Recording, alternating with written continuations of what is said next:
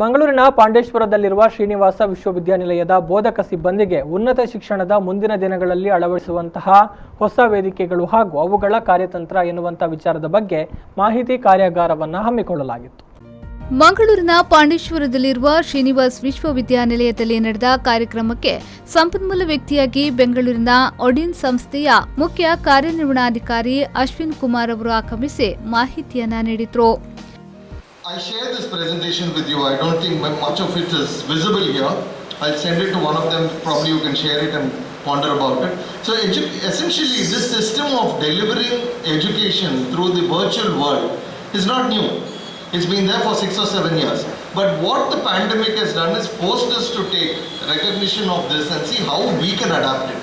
So there's no one straight-jacketed way of saying every class will be an online session. That is simply not going to work.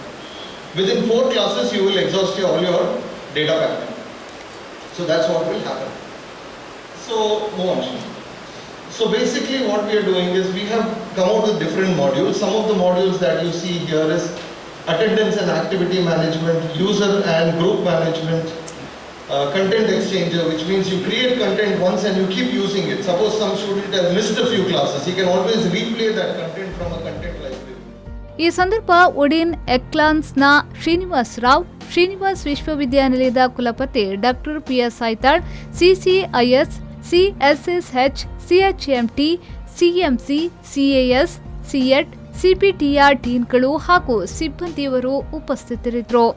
Professor Sridharacharya ಅವರು ಕಾರ್ಯಕ್ರಮವನ್ನು ನಿರೂಪಿಸಿದರು.